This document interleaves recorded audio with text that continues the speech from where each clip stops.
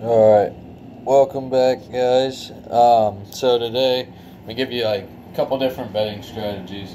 They're all gonna be based on the lay bet. Alright, so first, what I'm gonna do, it's just gonna be a quick, easy one.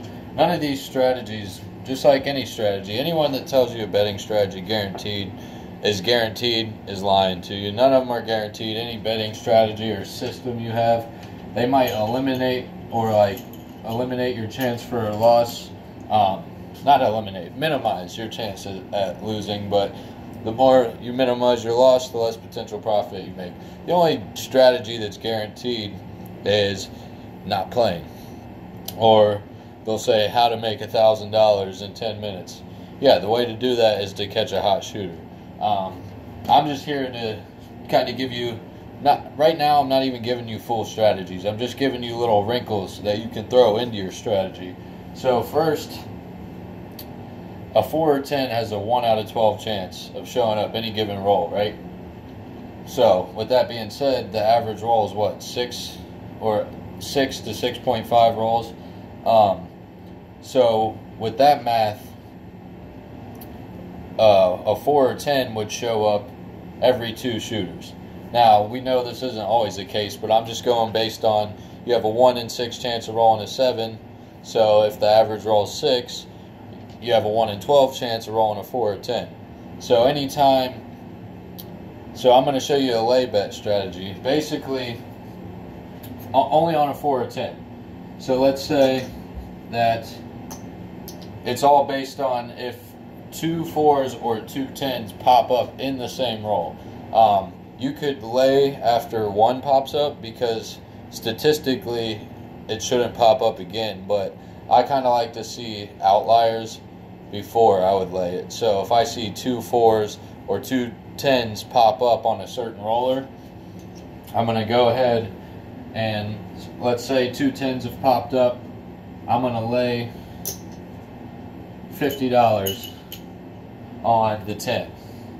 Would this be for this reason? I mean, if 2 pop up, really you're supposed to quote unquote see 1 every 2 shooters. I just saw 2 in 1 shooter. That's kind of an outlier to me. Now some people would say, well, the 10's hot, let's play the 10. I always kind of go against the grain. So I would lay the $50 on the 10 or the 4 if the 4's popped up twice, or shit, if they both pop up twice, I'd lay 50 on each.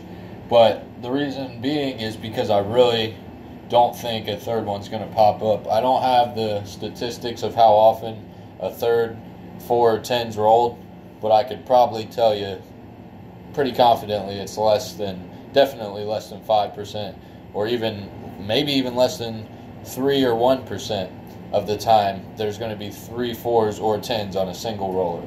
Now obviously this changes if the dude's influencing the dice or whatever, but you can kind of tell pretty easily if the dude knows what he's doing. I mean, if he's setting the dice, he's throwing them, he's hitting the same spot every time, he's banging the 4 or 10, alright, then I'm not laying. But I'm just saying, based on a random shooter, I would lay $50 on a 4 or 10 after it's been hit twice. So you're going to get paid, if you put 50 out there, there's a VIG, which is a 5% commission on your win. You'd be laying $50 to win 25. So if they 7 out on that 50, you get 25. You owe them $1 for the 5%, so you get $24. And this is something you could do. Like, you're not just going to sit around the table waiting for 2 4s or 2 10s to pop up and then throw it out there. You can play your normal strategy, or whatever it may be, just spot. This is like where you start spotting trends. Like, you could do it with, if you see 3 5s or 3 9s, and then after you see 3 of them, boom, you lay the 5 or 9. I don't play that. I solely stick to the 4 or 10. If I see 2 10s pop out on a single roll, I lay it. And same with the 4, because I'm pretty confident that it won't come out a third time, and more often than not, I'm right. You can lay it every time if you want. You can lay it after 1 time, but I like to see an outlier because I really don't think it's going to go even further. So then I lay that 50 to make 24, plus whatever other strategy I'm playing, but more often than not, that's a quick $24.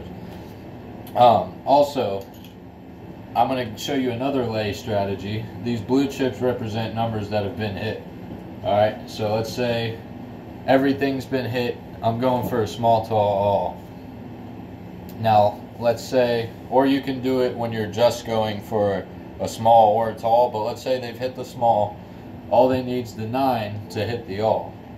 And assuming that you bet on them. So let's say that you've bet I don't know, we'll say $4 on the small, $4 on the tall, $2 on the all. So you've already hit the small at $4. 4 times 35, $140, right? So you've already made $140. You still have 6 sitting up on the small, tall, all.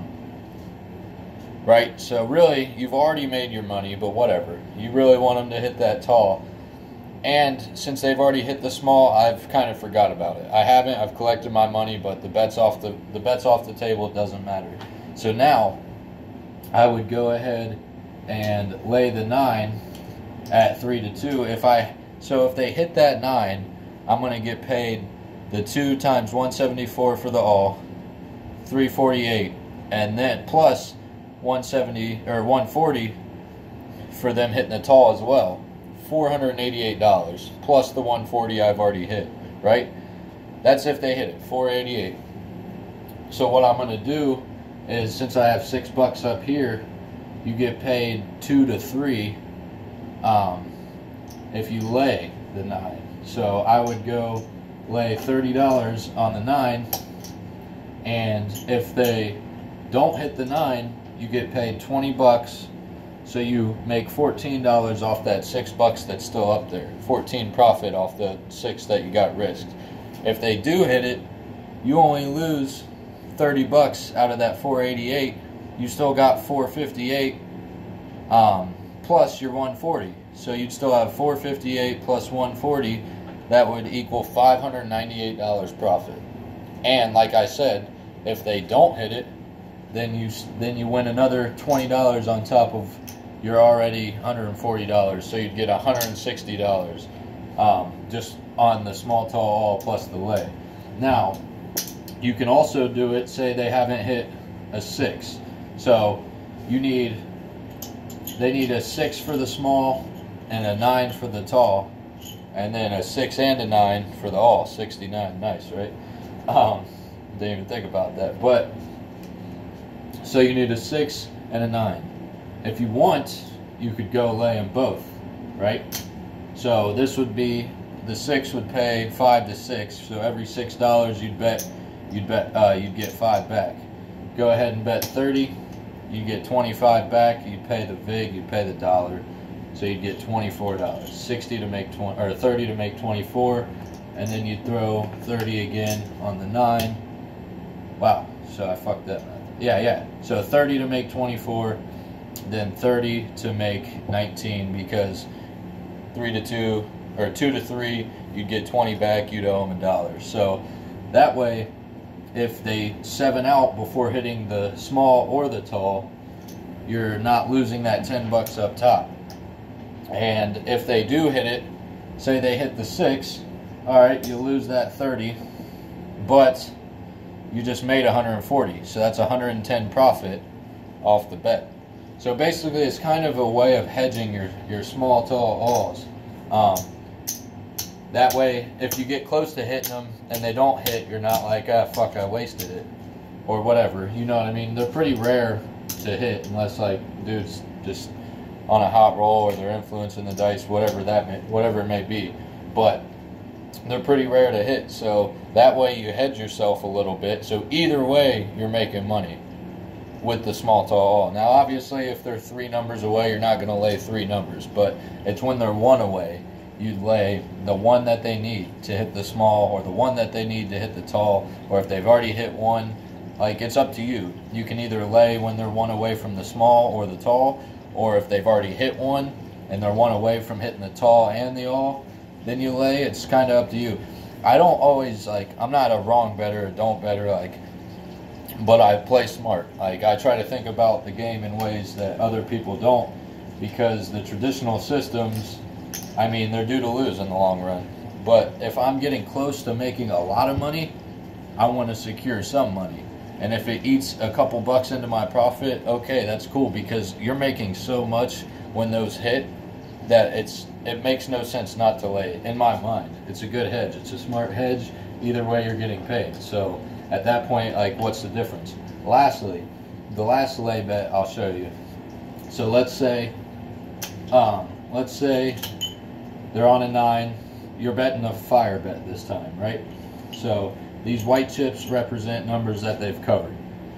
You need one more number to cover the 9. Let's say you put $5 on the fire bet, pays 24 to 1 if they hit a fourth number. So obviously 24 times 5 is 120. So you'd stand to make $120 on this $5 if they hit the 9. So at that point, if you're playing the pass line and the odds, you can still play it, or you can pull off the odds and then go play that $30 lay on the 9. And if they don't hit it, you get 20 back. So you'd make $20 on that $5 you originally had bet, and if they do hit it, you do lose this $30, but you made $120 on the fire. You still made $90 profit. So basically, this strategy is for when you get one number away for hitting a really big bet. You lay the number you need, because at that point, either way, you're getting paid.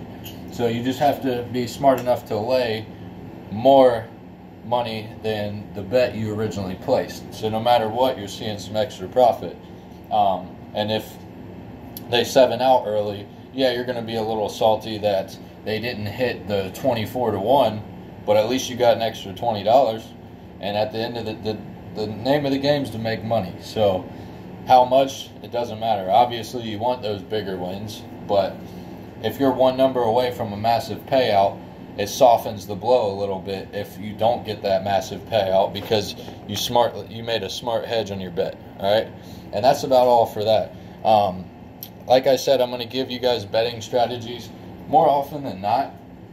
I will give you some betting strategies, but they're just going to be wrinkles, like the 3 I just showed you. Any betting strategy, like full strategy I show you, is not going to be a normal one. For this reason, I mean, they're already all over the internet. They're all over YouTube. They're all over craps forums. They're all over any search on Google. I want to give you some strategies that you've never thought about. And I have plenty. I'm going to try to do one a day. If not, I'll do a couple a week. But, yeah, I mean, if you want to see a normal strategy that plays out, go to Color Up's videos. Because he will show you like the iron cross, the 3-point molly, the martingale, like any of those, and he'll play them out for you. And the reason I like Color Up is because, yeah, in some of his headlines he'll say, or like names for his videos, it'll say how to make $1,000. And sometimes he'll go and roll them on out and he'll ball out.